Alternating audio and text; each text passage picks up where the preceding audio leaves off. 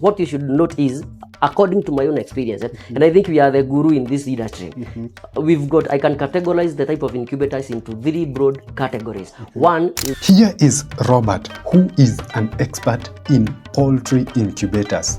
He has 10 years of experience in this field, and I think he is one guy you might want to listen. This is an episode that you don't want to miss. And now our viewers must understand and must know and must put into consideration that whenever you are... We are going to discuss the different types of incubators, the different capacities that they can hold, and the practical way of operating them to get the maximum hatch rates. The smallest incubator we have is now the 64 eggs. The 64 eggs, and now that 64 eggs is Aurora type.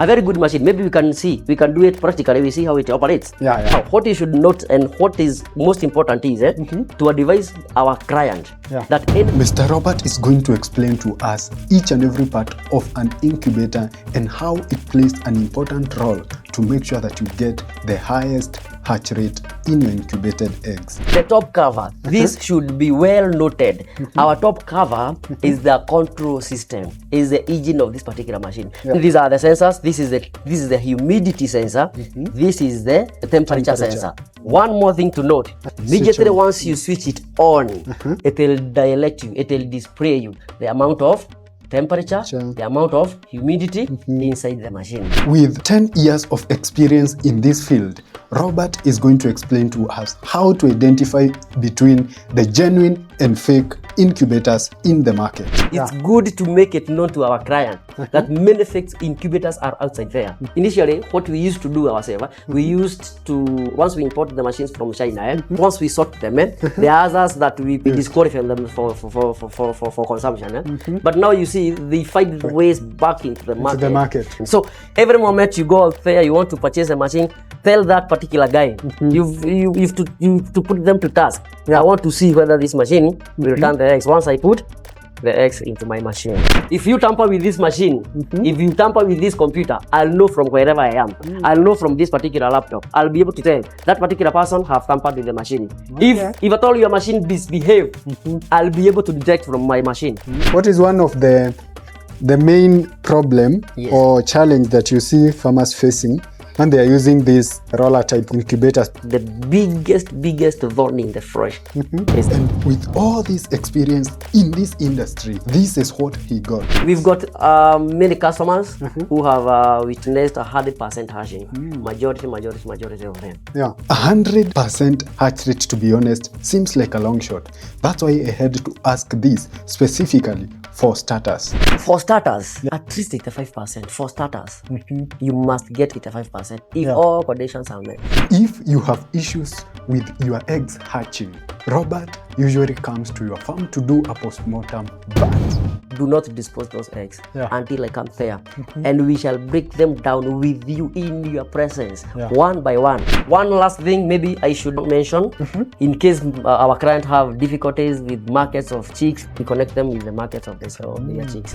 This is just the first video of the 2 videos that are in this incubation series.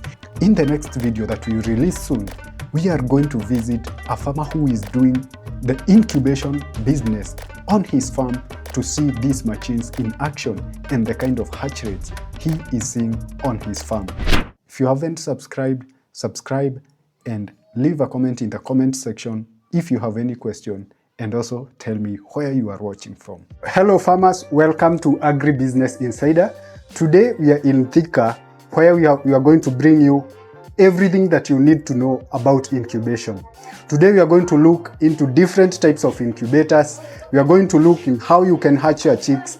We are also going to explain to you how to operate an incubator in the best way possible to get the highest hatching rates. So stay tuned and let's get into the video. So the one who has hosted us today is Mr. Robert. So Mr. Robert, karibu sana, Agribusiness Insider. Thank you very much. Yes. First of all, you're going to tell us more about yourself and about the business. Oh, thank you very much. My name is Robert from Kenya POULTRY Incubators. We are based in Thika Town, Hampton Towers. This is around Mamagena Street. Welcome to Kenya Poultry Incubators, where technology meets experts.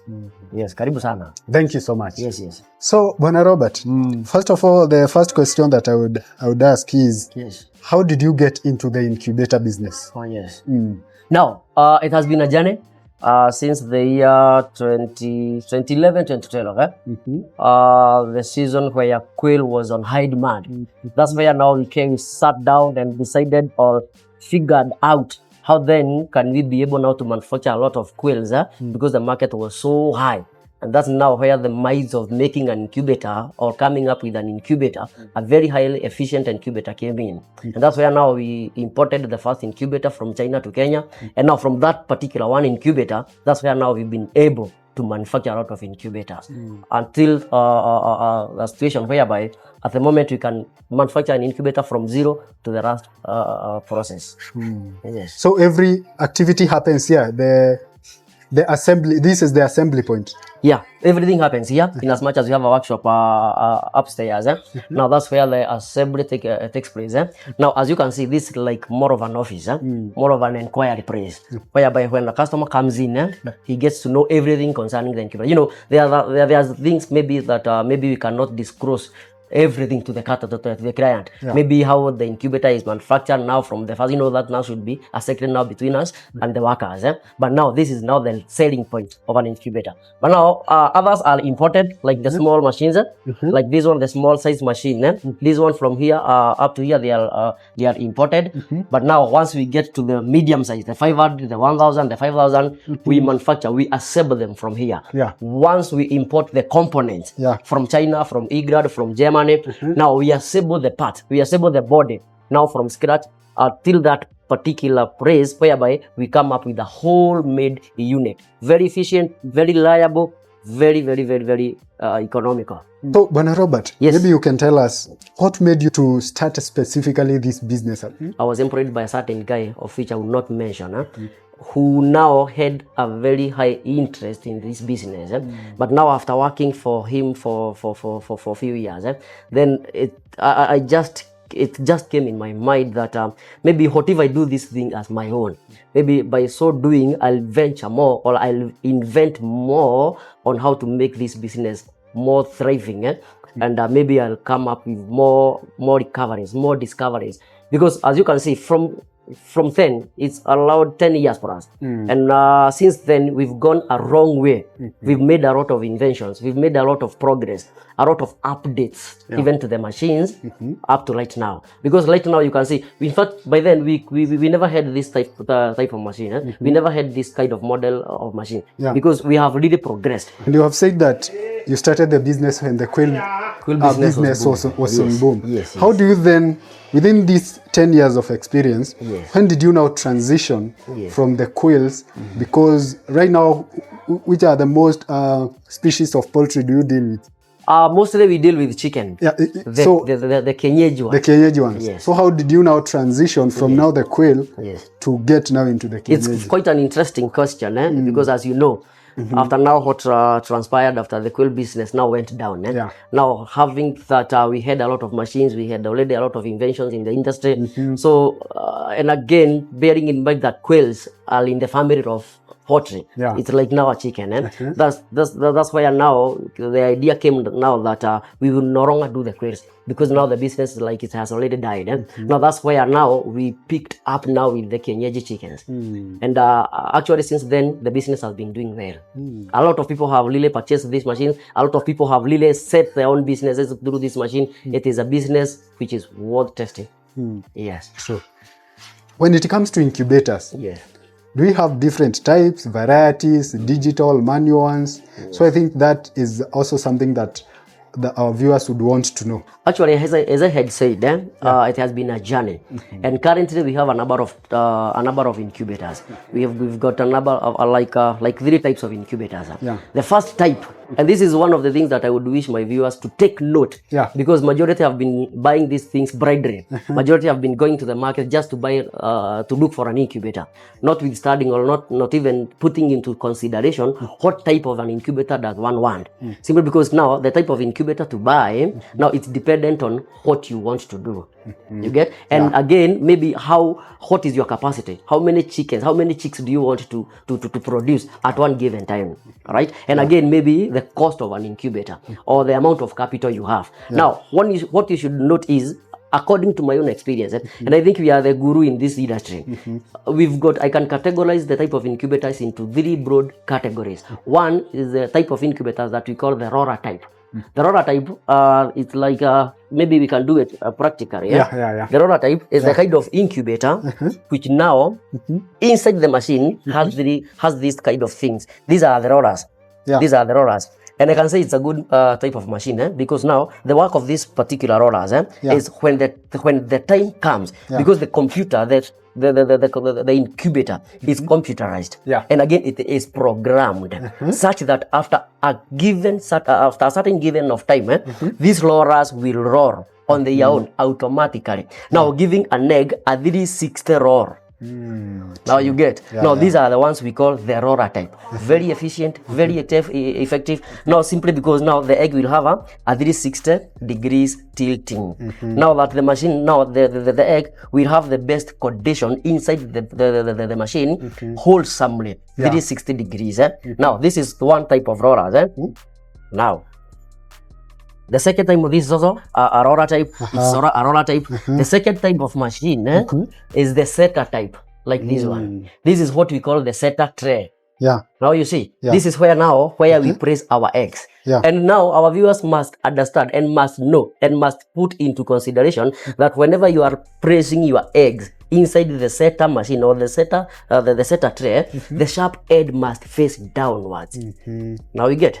Now this one is somehow different from this one, because now in this one, the eggs will just tilt at an angle of 45, which maybe in the next in the next clip we shall do it practically, and I'll be able to show our viewers the way this machine tilt the eggs at an angle of 45. But again, you see from at the Aurora one, the egg tilts at an angle of 360 wholesomely. But at this particular time, this particular machine, the machine tilt, this whole system tilts at an angle of 45. But again, it's also effective because now, once you compare the surface area to the volume ratio, still this one is a very reliable machine. The other third type is a type of machine which we call the cup type.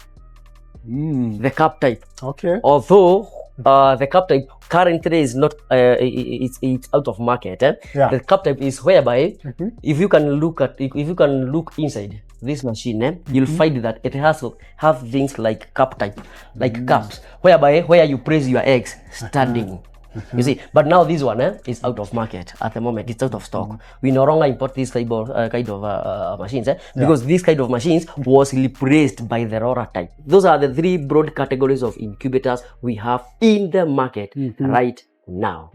We have said we have the Aurora type. The Aurora type, yes. We have the Seta. We have the Seta-Type and the cup type. And the cup type. I have seen the roller types. Are there bigger roller types? What we can do, sorry for interactions, maybe what we can do, maybe I can be able to show you the different kinds or different capacities of incubators we have. And that's where now I'll be able now to answer your question appropriately. And by the way, before I get there, there is a question that you asked me earlier. There has been a revolution in this industry. There has been a revolution in this particular product because the very, very first machine, or maybe the second phase of this machine, was the manual. Incubator. The manual incubator, that means that the machine don't turn the eggs on its own. Now the customer or the client himself had to come after like 2 hours or after some time, had to turn the eggs on his own. But now, as I said, now that one is like a node stock. That one is phased out. But now once we get out of there, that's where now we come to the roller type. And maybe, and as I had said, the smallest incubator we have is now the 64 eggs. The 64 eggs, and now that 64 eggs is Aurora type. A very good machine. Maybe we can do it practically. We see how it operates. Welcome, my viewers. I show you how this machine operates. Sure. Now, it is 64 eggs incubator. It's automatic. It's automatic in temperature. It's automatic in humidity control, automatic in turning, automatic in ventilation.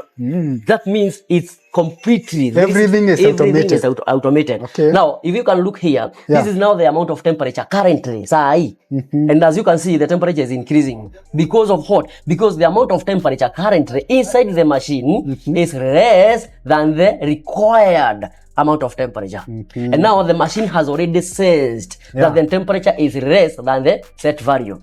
Now that's why now you can see that the temperature is rising. Now what will happen is once this temperature attained the amount of that 7.8, now this temperature will hold on. It will not go beyond the 7.8. This that is 7.8, you have set it. Yes, it's already programmed. It's already set. Actually, it's our job, it's our responsibility to set this machine. Actually, kazi ya customer is just a plug and play. Once the customer places the eggs, put some water inside, I'll show you where you put some water, then it's a plug and play. Akiweka tu on machine yake kwa steamer, then the machine will control. So you auto tune it for them. Yes. Completely. Now, as you can see, as I had said, this is now the amount of temperature. This is the amount of humidity. Humidity, according to my geography teacher back in secondary school, told me that is the amount of water in the air. Because now, if I can tell you some, scientifically, egg needs some humidity. Humidity, for one, helps the egg in egg softening during hatching. That's one thing. Secondly, the egg need humidity to make sure that the white substance inside the egg during the incubation, the white substance evaporates simultaneously as the chick grows and develops inside the egg. You get? Now, this is where now many people don't understand the meaning or even the importance of humidity inside the machine. Now, the machine is always set to operate with 60 humidity. Now you can see from this case, it is at 64. Whereby 64 is not that bad, it's not up, it's not that down. But now the machine has capability of controlling the humidity, and that's why once before you place your eggs inside the machine, you must make sure that you put some water. Let me show you. This is a manual. There is an instrument to add water inside the machine. Before you press your eggs. Now, we are doing it from the scratch. My viewers now should understand that once you purchase this machine, you've got to do all this that I'm doing. Now, we must start from the scratch. Allow me to disconnect for a minute. Now, my viewers, once you purchase this machine, first thing is to disconnect, is to disassemble this machine. The second step is to put some water. You have to just pour some water inside here. Once you pour some water here, there is a gauge here outside here. Once you'll see the level of water outside here. Are we together? Now this is why I've said that this is now our main source of humidity, because whenever the machine is in need of humidity, what happens? This water warms up. Now once the water warms up, the humidity rises. That vapor, commonly known by many people as vapor. Now that vapor is what we commonly referred to this machine as the humidity. Now you see, now it's so dangerous, very, very dangerous. Operating this machine, putting some eggs, now assuming or thinking that you are incubating, if there is no water, there is no incubation taking place. Are we together? Now it's very important, and that's why the water gauge is outside here. Because it's not that necessary to keep on opening the machine. So now what you should note and what is most important is to advise our client that any moment you observe that the water levels has dropped, it's good to keep on topping up. And again, you do not top up water levels by opening the machine. Now you use this particular gadget in here. This is like in ya kuongeza tu. Now, once you put some water here, you cut here, then you can top up some water through these holes. Because it's very dangerous operating this machine without the required amount of water. Now, once you put some water inside the machine, second step is to put this cover here. This is just a net, just to make sure that you separate your eggs with water. And it should be whole. It should be hold. It should have these holes, because now this is where now the humidity penetrates through. Now third stage. Now you have to press in. This is now the turning system. And this is where you place your eggs. You place your eggs along this line, along this gap. Ikiwa imerara. Okay. Are we together? Yeah. You place your eggs one by one.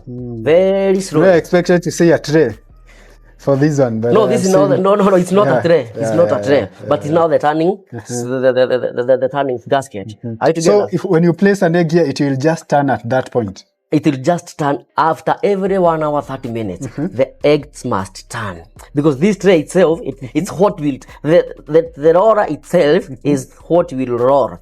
Now, once the roller rolls, na mayai iko hapa juu. Now, what do you expect? Definitely the egg will do the turning. Now, once you are done with arranging your eggs in here, this is where now you come and engage your top cover. And the top cover, this should be well noted. Our top cover is the control system, is the engine of this particular machine. Because the top cover is what have the computer. It has the fans. These fans is to make sure, in fact, inside the top cover, we have the heating elements going round. Now, after the heating elements heat up, the temperature or the heat is distributed now from the vacuum here to the eggs here by this fan. And that means it's very necessary for a client to keep on observing whether these fans are revolving or not. Are we together? Now, once you put the cover, before you fully seal the incubator, make sure you connect your turner. As you can see, this is the motor. This motor is what rolls these rollers. So it must be connected To the power. This is now the main power. Are you together? It's very, very important to note that. It has to be connected that way. Are you together? Then these are the sensors. This is the humidity sensor. This is the temperature sensor. These are the ones that read the condition inside here, and that it is displayed now in the screen. Are you together? Now I think up to that far we are good to go. After you are done, after you have disconnected, you connect this, you now seal the incubator. One more thing to note: you must make sure that the top hole is opened. Don't know whether my viewer can be able to see this. I told you now the technology meets expertise. This is the airspace.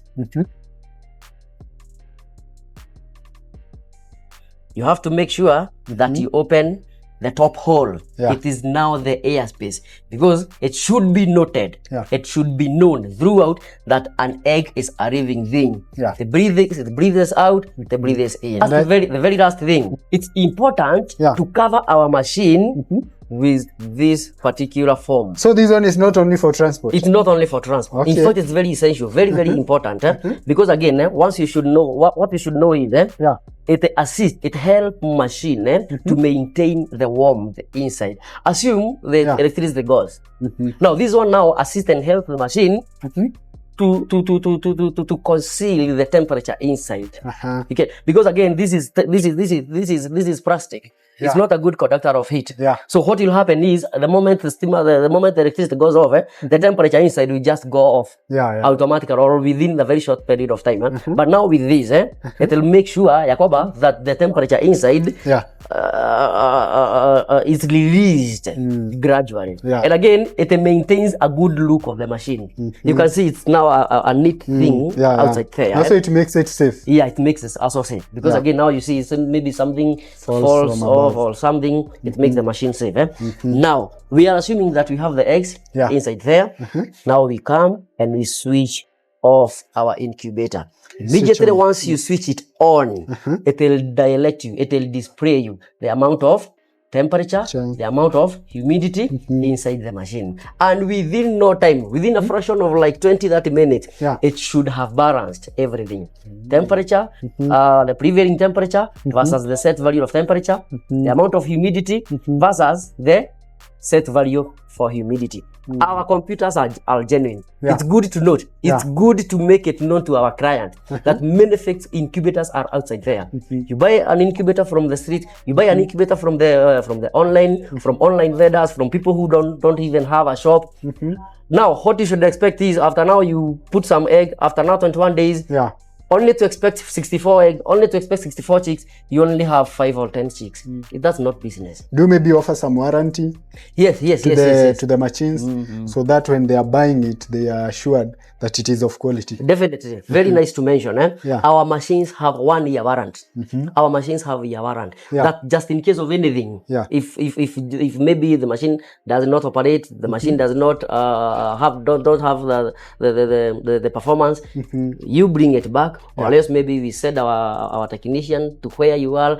And again, something very important. Once you buy our machine, we have to accompany the machine to wherever it is working from. We don't just give it out. Yeah. Because again, machine does not sio kuweka tu mahali popote. Yeah. You know, there is some environmental factor that we put into consideration whenever we are helping you in this particular business. Right now, we are servicing machine we sold 2012, 2013 over there. So ours is a matter of relationship. How far do we take our relationship? Now you see. Yeah. But again, now as I said, it's good to make sure that you buy a genuine product. Yeah. Because now we've been to this business since the time I told you. We've been here and we've been to this business because of the trust, because of our openness, because of affording and because of giving our client the best of service, the best of machines. That is what has sustained us to date to this particular business. And again, our machines are so digital. Yeah. By the way, I can tell you, if you tamper with this machine, if you tamper with this computer, I'll know from wherever I am. I'll know from this particular laptop. I'll be able to tell that particular person have tampered with the machine. Okay. If at all your machine misbehave, I'll be able to detect from my machine. I'll detect because we've configured them with our system. Now you can say. And again, whenever your machine is malfunctioning, it's only that we've got a very big clientele portfolio. We cannot automatically detect, not unless now you tell us, hey, my machine is not doing 1, 2, 3. And by the way, once I get to my system, I'll be able to tell, now this machine have a serious problem, or if not that very serious problem, I'll tell you, do this, guza hapa, finya hapa, and your machine is done. Wow. That's the kind of relationship we have with our client. From 64, we get to 128. Okay. As you can see, this one is double of this. So any other thing is just the same. Yeah. This is 64, the smallest we have. This is 128. So from here, and I've seen client growing and graduating from the smallest to the smaller, now to the small, now graduating now to the bigger machine. Now, the only difference between these and these is only the capacity. Here we have the eggs. We want to make sure, we want to know, we want to confirm whether this machine, whether it's true that this machine is turning the eggs. Now, what do? We only mark the eggs. Una mark mayai hapa juu, ama hata una mark rora yenyewe, whichever way. Yeah. Unaweza mark rora, unaweza mark mayai, as I had said. Then we are going to do what we call manual turning, force kuturn. Definitely, as I had said, it's already programmed. It's already set to turn after every 90 minutes. But now we are going to force it to turn so as to be sure and to confirm whether the machine is truly turning. Now, kodoa macho hapa tuone. Let's put them. Sure. Yeah. You can see. Yeah. Now, tukodoe macho tuone. Now, this is where we do. You see?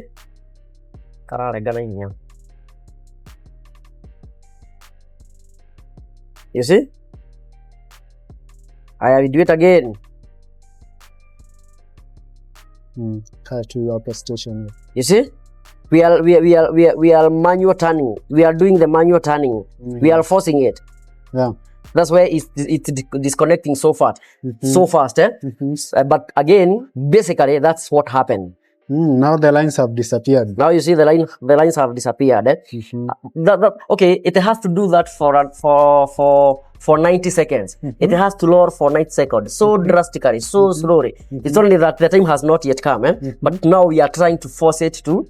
We are trying to force it. So that's why we cannot see like the egg. It's not like actually turning At once? Yes, at once. It's slowly. Because we are forcing it. But upon completion of 90 minutes, automatically it switch on this motor, and now it has to do it so drastically, so slowly, at an average of 90 seconds. Lazima izunguke mpaka 90 seconds ziishe, to a point that you will completely not see these lines. Now these lines will now be itakuwa ile side ingine. We together? That's now an indication ya kwamba that the machines are turning. So every moment you go out there, you want to purchase a machine, tell that particular guy, you have to put them to task. I want to see whether this machine will turn the eggs. Once I put the eggs into my machine. Together? 64 eggs at 18,000. At 18,000? From our shop, yes. Okay. At 18,000. 128. You had requested to see the difference. Want to see the... Now, here we are. 128. I had said it has 2 partitions. For this one, it's only one partition. For this one, only 2 partitions. 64, 64, 64. Are we together? And again, another one, 192. We add another partition here. 3 partition. So hapa kwa hii picha unaona hapa. It's only that my space here is somehow limited. Yes. That is 192 with 3 partitions. Are we together? This is 128. Tuko pamoja? Now, what happens is, pia hii una connect hizo turning. You connect ya chini, unakuja una connect na hii ya juu pia. Shikia hii machine. Let's switch it on. You see? The amount of temperature, 25, 26. Now it will keep on increasing the amount of humidity. Together? Still we can force it to turn. Can my viewer see that? It's rotating. That's how it does. But it's programmed. It's already programmed. After every 90 minutes, it has to do that. You see, this one is going for so long. It's still doing it. And that's why I'm saying that our machines are genuine, very genuine, very quality. Other machines, you'll find that these things are just there for purposes of just being there. Zingine hata hazitan. And those are kind of things that you should put into consideration when buying the machine. And what is happening on this upper, these rollers is also happening down there? Yes. Whatever is happening to this upper roller, to this upper partition, is also happening at the downstairs, the down partition. Sawa. And again, something I should maybe mention, you might find that you don't have the 128 eggs at the same time. But once maybe you have the 64, you can put the 64 eggs. Then after some time, maybe after 1 week, you put the other 64. So that you make sure that you have different hatch points. At different times. You are doing it in phases maybe. And again, now let's assume you have now there 192. You can do it now. Maybe this week unaeka 64, next week 64, next week. By so doing now, you'll find that every time you have chicks, every time you have a very smooth flow of production of chicks. Very, very nice machine with very, very high quality. I mean, high efficiency. 1 year warrant, free delivery, free training. Everything is like free. Would you all show inclusive us, in the 28,000. Would you show us the candling part? Wow, sure. Now, I think we can use this one. We use this one, he had asked, what is this, and the work of this. This is what we call the cardering point. Cardering point, you come here, the egg cadrer button, you switch on the egg card. It's like a torch. It's like a torch. Now, assuming that this place is full of darkness, now what happens is, once you look through this egg, if the egg is fertile, you will see a dark spot inside the machine. Yes. So you should place something maybe here. You should be somewhere very dark. Very dark. Very, very dark. I see it. You'll see something, a very dark spot inside the egg. Together? Yes. That's the work of the egg cadrer. Together? Now, one last thing maybe I should mention about these machines. The machines are AC/DC compatible. AC/DC inamaanisha ya kwamba in absence of electricity, you can use a battery, the 12-volt battery. You can use the solar.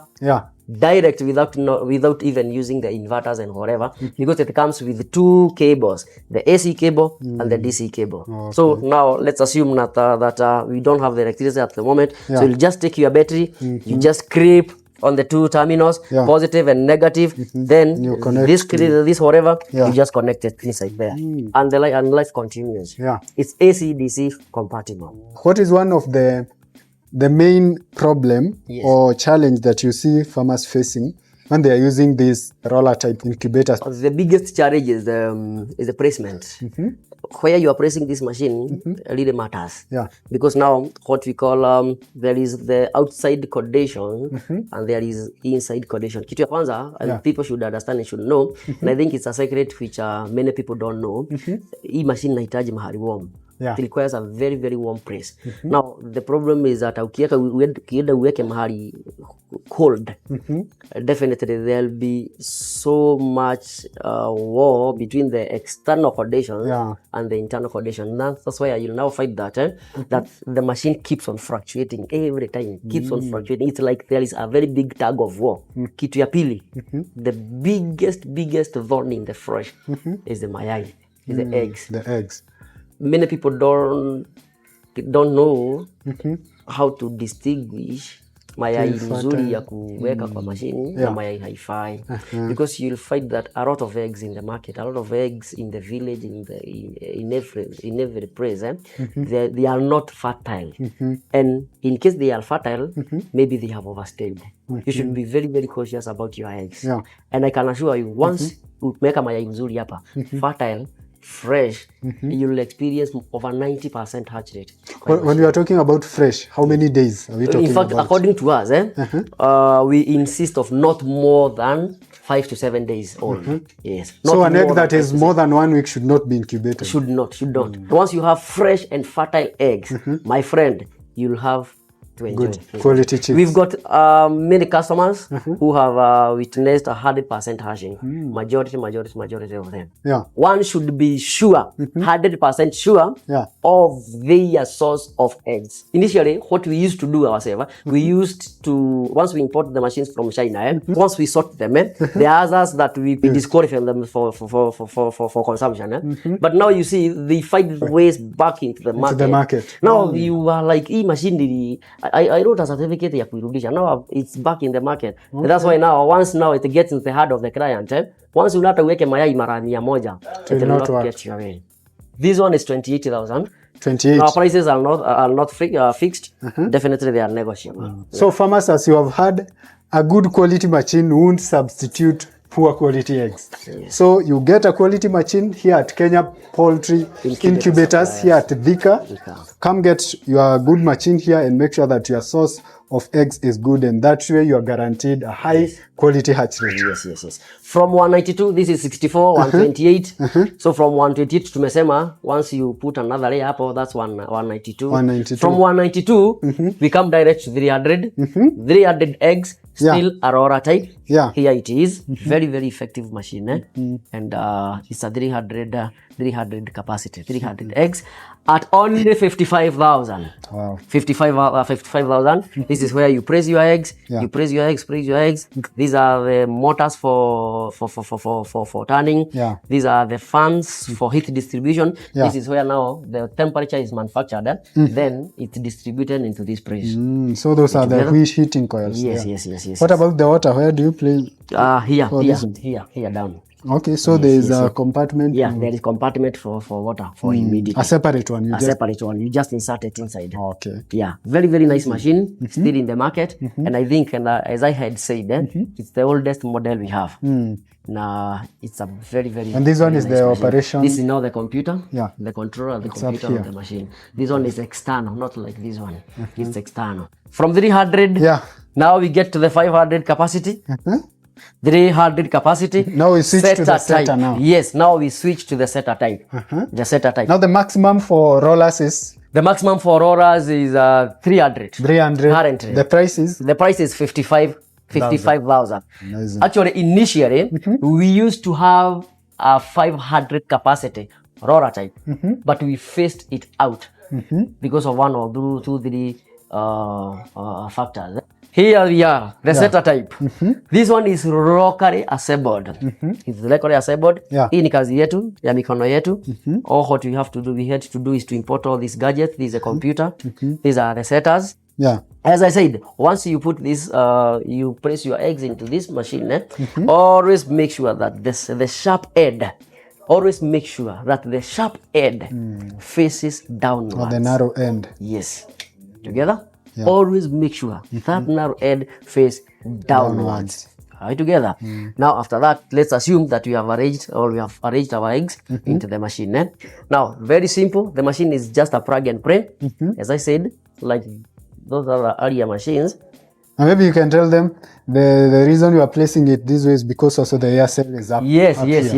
Definitely you have answered the question. I know maybe they've been asking themselves in the heart, why the narrow end facing downwards? It's because of the air shell. The air space is upside here. Let's see how the machine operates. This is the main switch on the machine. I've said this is a computer or the controller. It's computerized, it's programmed, it's set, everything. Now, once you arrange your eggs in the incubator, what you need to do is to put some water inside the water basin. Yeah. Down here. This is a water basin. The water basin. This is a chick harvesting tray. Chick harvesting tray. Hiyo inakaanga hapo. You place it on top of. You place it on top of water. That tray. Yes. And then after that, you switch on the machine. Good. As we said, just like zile machine dogo, the first thing inakuonyeshaga the amount of temperature currently inside the machine, not outside definitely, because the sensors are inside the machine. It displays you na inakuonyesha that the amount of temperature and humidity starts at this one. For instance, the amount of temperature inside the machine at the moment is 25.1. But again, we want this amount of temperature to rise up to that 7.8. Which you have set. Which already is set, already set. Now what will happen, maybe the moment we shall close the door, within a fraction of like 30, 45 minutes or even 1 hour, this temperature should have raised to get to that 7.8. Amount of humidity, this one is not that bad, should have regulated maybe about 60, 65, and currently it's not that bad. Now, this is the switch for fan. As you can see inside there, we have the fan. It's called the heat distribution fan, the blue thing, the outside there, inside there. It's heat distribution fan. Now what happens? Behind the fan, you can see some a brown element surrounding the fan. The brown element back there, behind the fan. Now those are the heaters, the elements. They produce a lot of temperature. Now the fan distribute temperature now huku kwa mayai. That warmth. Yes. Now this fan should always be on, always 24/7. In as much as you have the eggs there, in as much as the machine is on, in as much as the machine is in incubation process, the fan must be on. One last thing is that, as I had said, that the machine is full automatic. Automatic in temperature. As you can see, the temperature is rising on its own because the heaters are on. The heaters are producing a lot of energy. So this should rise to be that 7.8. The machine is automatic in humidity. You can see the humidity now will regulate on its own. We are assuming that we have some water there. Now the water should have been now warming up kidogo just to padisha the balance of 5. Ikifika 60, hapa ikifika 60, the heaters in the water basin there should switch off on its own. Lastly, but not the least, the machine tulisema it's automatic in turning. It's already programmed, already set. After every 90 minutes, it should do that on its own. Inafaa ipadishe hiyo mayai on its own in a tilt at an angle of 90. On its own. It should not be forced. At the moment we are forcing, we are doing a force, tunaiforce. Tunaiforce juu sasa haijafika ile 1.5. We want to demonstrate. But after 90 minutes, it should do it on its own. Yes, and again, we've got a small fan. Back there, we've got a small fan. It's called air exhaust fan. Whenever this temperature exceed the 7.8, that fan switches on automatically to reduce the amount of excess air. Then once the temperature stabilizes, it switches off automatically. So it helps to cool. Yes. It cools the incubator. Automatically. 528 eggs at 65,000, free delivery. And our prices, as I had said, are not fixed. 1 year warranty. And there are guys by there who purchased this machine back in the year 2011, 2012, and they are still using the machine. Wow. There are others who bought this particular machine, but currently they've grown, they've expanded, they've been promoted now to use now the 5,000 capacity machine. Yeah. Together, Yeah. from 528, we have 1,056 eggs. Now this one is double of this. Yeah. Any other thing is just the same. Maybe what is some of the complication or challenges that the farmers have with this specific machine? In fact, the biggest challenge in this market, in this industry, the biggest and the most common challenge ni mayai, eggs. The quality of the eggs. The quality of the eggs. That's a very big challenge we are having with Customers or the with farmers. customers and in this field. If only we can get quality Eggs. fertile and fresh eggs is one business that majority can thrive in. 90% of the eggs zenye hazija hatch, you'll notice that they are either unfertile or they've overstayed. Which is the hatch rate that you recommend for your machines? For starters, at least 85%. For starters, you must get 85% if all conditions are met. Because one thing I have is that I have total confidence and trust with the machine. If machine can operate on its own, if kama nimekupea machine na imetoa kifaranga 10, kwa nini hiyo mayai 9 haikutoka? Kama usema kwa mfano umeweka mayai 20, kama imetoka 10, kwa nini nyingine 10 haikutoka? Shida inaweza kuwa basi ni mayai. Kama shida inaweza kuwa ni machine kweli. If kama shida inaweza kuwa ni machine, hata hizo 10 hazingetoka. And that's why tunasemanga umetoa do not dispose those eggs until I come there, and we shall break them down with you in your presence, one by one. We break it down, tunaangalia, tunanote. Like you do the postmortem. Yes. In fact, that is the biggest secret that has maintained us into the market. Yes, because we've got that very close relationship, that close forum with our client from the first step to the last. And in case, maybe one thing I should maybe note, in case our client have difficulties with markets of chicks, we help them with we connect them with the markets of their chicks. For the chicks. Yes. Amazing. So they do not struggle with their chicks. Yeah. Yes. So this one is 1056, which goes at 85,000 only. 85,000. 1 year warrant, free delivery, and a free training. And I have also a question. In the big hatcheries, we see when the chicks get to around, is it day 18 or day 19, they are now transferred from the incubator to the Seta. Good. It's a very, very, very good question. What happens? The moment we sell you this incubator, all of them, we give you a thorough training. Our training is divided into 3 portions. Training number 1. Ni ile tunaitaga pre-hatching training.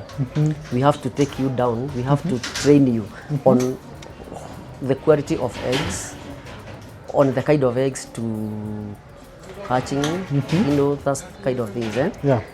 Ya pili ni hatching training. Now hiyo process yote ya hatching from the first day to the last day. And that's now where your question is coming in. We shall tell you, we shall train you when to transfer your eggs from this position to the next position.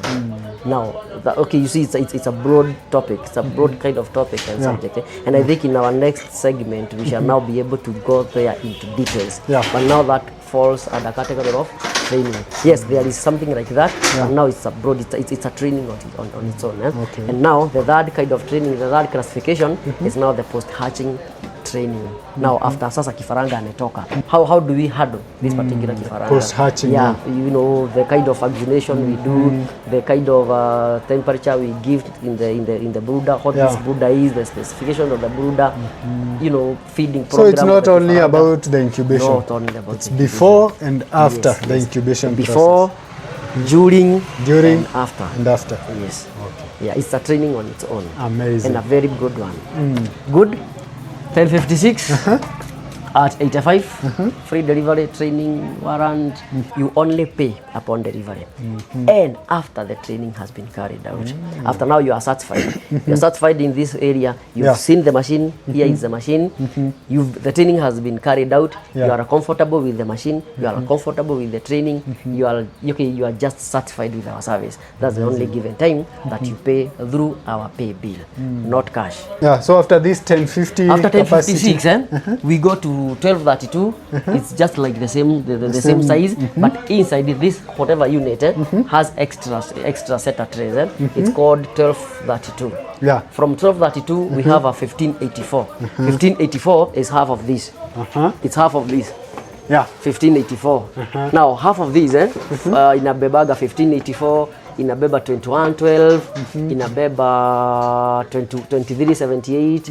Then from 2878 inakuja 3000. Yeah. 3000 capacity. It's the same size as this one. This one is 5000 capacity. Inabeba mayai 5000. If you incubate like 5000 ama 3000, 3000 capacity, 3000 eggs, hata utoe 2800. Kifaranga moja uza na 100 bob. Yeah. At least you're good to go. That's 280,000. Umelipa machine, umelipa mayai. Second loud, unaanza kukura profit yako. It's a very, very good business. Yeah. Where can our viewers get you on maybe social media, your contacts also? We are in Thika town. It's part of Central Province. This is Kiambu County. Yeah. We do deliveries countrywide, kila mahali Kenya. We give a free delivery. We do not charge for consultation. We do not charge for consultation. My number is 0745 335 335 345. 0745 335 345. My Airtel number 0780 130 867. Our office line, our office number 0710 530 121. We are in Thika town, Magena Street, Hanton Towers, ground floor. In fact, we've got clients from Uganda, we've got clients from Tanzania. We've also got some agents even in Uganda, in Tanzania. We've got some agents. So you do the deliveries in all major towns in Kenya. We have our agents in all major towns. We have an agent in Karatina, we have an agent in Nyeri, we have an agent in Bomet, in Kisumu, Kitale. Everywhere in Kenya, we have our agents. You can call us anytime, any day, anytime. Our lines are always open. Yeah. Yes, this is where technology meets practices. Some chicks might not be dry, and that's when you're supposed to use the shortest time possible to make sure that you are able to remove them on time.